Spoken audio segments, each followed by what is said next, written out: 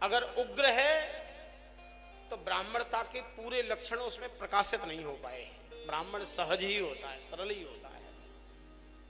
एक घटना वृंदावन की बतावें आपको। एक ब्राह्मण देवता गए जमुना स्नान करने।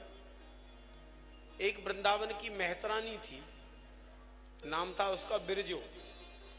बिरजो मेहतरानी वैष्णवी थी। गले में कंठी अपने आप ही बना के उसने धारण कर ली थी और सोचती थी कि यहाँ तो हर संत राधे राधे बोलता है तो मैं भी राधे राधे ही बोलूं। मंत्र मंत्र नहीं लिया उसने, लेकिन राधे राधे बोल बोल के महाराज कुछ दिन में सिद्ध हो गई। वृंदावन में प्रिया प्रियतम घूमते हैं, विचरण करते हैं, ये उनकी भूमि है, तो उनकी चरणों में धूल, चरणों में कंकड़ पत्थर न लग जाए तो इस रज की सेवा करती। और वैसे भी यहाँ राधा रानी, जमुना महारानी और रज रानी, ये तीनों ही हैं रानी।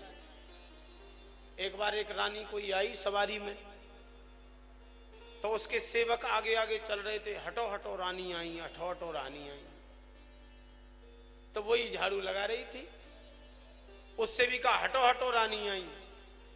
तो उसने हंस के कहा कि कौन सी आ गई राण यहाँ रानी के रूप में, कौन राण आई है रानी। अब भाषा उसकी ऐसी। उसके सेवक बोले कि बड़ी भद्दा बोलती हो, ऐसे क्यों बोल रही हो।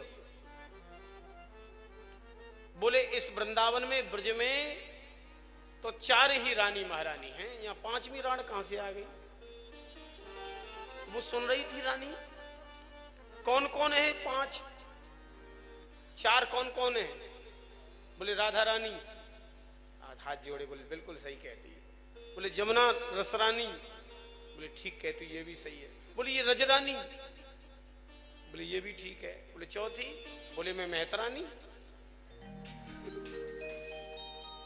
इस रजरानी की सेवा करती हूँ इसलिए मैं मेहतरानी। वो जो रानी थी वो भी थी तो वैष्णव, उतर के आई, उसने रज को प्रणाम किया। बोले ठीक कहा, इनकी मूर्खता जी। और रानी मुझे, मैं यहाँ श्री जी की चरण की दासी बन के आई हूँ वृंदावन में। तो वो बिरजो वही वैष्णवी थी। एक बार गली में झाड़ू लगा रही थी, वो पंडित जी जमुना स्नान करके लौट रहे थे। वो तो थी राधा भाव में, झाड़ू से एक कंकड़ी उछटी और गिरी उस महाराज के कमंडल में, पंडित जी के। ओ इतना देखते ही तो आग बबूला। उस बिरजो ने प्रणाम किया सिर रख के दूर से ही चरणों में। गलती हो गई पंडित जी, गलती हो गई है, मेरा कमंडल अशुद्ध कर दिया। तो बिरजो ने कहा कि महाराज अगर अशुद्ध हो गया तो इसको फेंको, दूसरा मैं पैसा दे रही हूं, दूसरा ले आना। अब तो और बिगड़ गए, बोले पैसा देगी, तू देगी हमें पैसा। गलती हो गई, क्षमा कर दो। जब किसी प्रकार से पंडित जी शांत नहीं भये, अब बिरजो ने झाड़ू तो फेंक दी और झपट के पंडित जी का हाथ पकड़ लिया। और पंडित जी का हाथ पकड़ के बोली चलो मेरे घर, तुम और हम तो एक ही जाति के, तुम मेरे पति हो, चलो मेरे घर।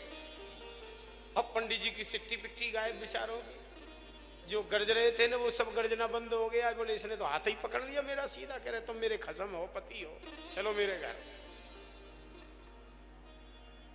पंडित जी कहे छोड़ मेरा हाथ, मैं नहीं चलूंगा। अरे बोले नहीं चलना पड़ेगा, हमारी तुम्हारी दोनों की एक जात। लोग इकट्ठे हो गए, बोले बुद्धि खराब हो गई है बिरजो, ये पंडित जी दुनिया जानती है और तू मेहतरानी है। अरे बोले नहीं नहीं ये मेरी जाति के हैं, मेरे ही है, मेरे ही है। राजा के दरबार में पहुंचना पड़ा। तो राजा ने बिरजो को डांट करके कहा तेरी बुद्धि खराब हो गई है, कुछ दिन से तिलक तुलसी क्या पहन लिया, तो पंडित जी को कहने लग गई मेरी जाति की, दुनिया जानती है पंडित जी हैं।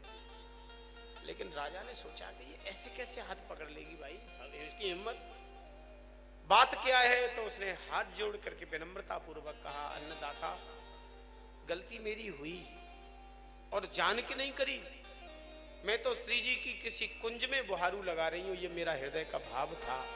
झाड़ू चल रही थी, मेरा हृदय श्री जी के चरणों में था, एक कंकड़ी उछटी महाराज के कमंडल में जा गिरी।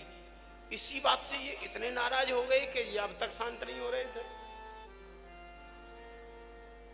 मैंने बहुत अनुभव विनय क्षमा याचना करी लेकिन ये शांत नहीं भये।